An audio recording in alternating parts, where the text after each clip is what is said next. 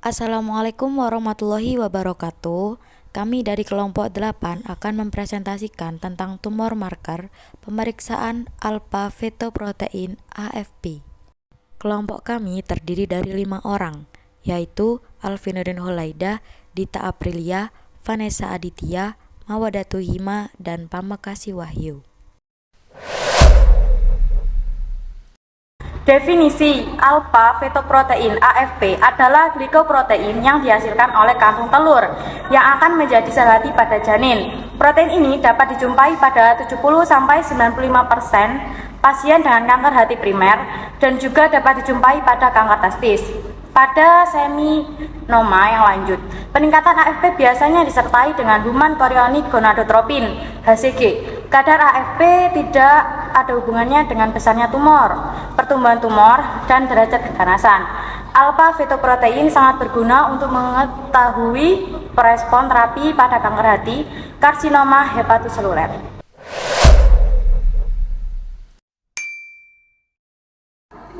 Indikasi klinik 1. Pasien diduga menderita kanker hati atau karsinoma hepatoseluler. Yang kedua, pasien diduga menderita kanker testis. Yang ketiga, pada penderita hepatitis. Yang keempat, untuk screening awal kanker hati menggunakan metode ELISA, Enzyme Linked Immunosorbent Assay. Prinsip pemeriksaan ini merupakan pemeriksaan kuantitatif berdasarkan prinsip immunoassay. Pada membran dilapisi dengan antibodi anti-AFP pada bagian tes. Selama pengujian, spesimen akan bereaksi dengan partikel yang dilapisi oleh anti-AFP. Campuran ini akan bergerak secara kapiler dan bereaksi dengan antibodi pada membran dan akan membentuk garis berwarna pada bagian tes. Jika spesimen mengandung CEA, pada garis kontrol harus muncul dalam pemeriksaan untuk menyatakan prosedur benar atau valid. Alat dan bahan. Reagen menggunakan buffer alpha-fetoprotein AFP. Sampel menggunakan darah vena.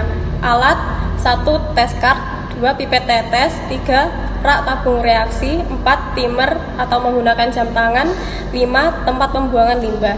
Prosedur pemeriksaan. Yang pertama, siapkan alat dan bahan yang akan digunakan. Lalu, letakkan dan biarkan kit pada temperatur suhu sebelum digunakan. Lalu, buka bungkus kit, keluarkan kartu tes AFP dan tandai dengan identitas pasien. Kemudian, ambil dan teteskan 1 tetes serum menggunakan pipet yang tersedia ke dalam area yang bertanda S secara tegak lurus. Kemudian, tambahkan 1 tetes buffer ke dalam area yang bertanda S. Baca hasil tes setelah 10 menit dan catat hasilnya. Hasil jangan dibaca jika lebih dari 20 menit karena dapat menyebabkan hasil yang tidak akurat. Interpretasi hasil. Jika positif, harus ditandai garis merah pada garis kontrol serta garis merah pada tes. Jika negatif, harus ditandai hanya pada garis kontrol saja. Jika hasil di luar ketentuan di atas, maka dapat dikatakan invalid.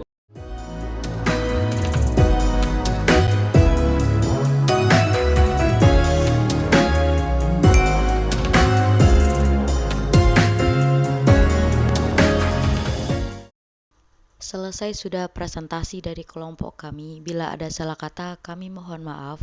Sekian, terima kasih. Wassalamualaikum warahmatullahi wabarakatuh.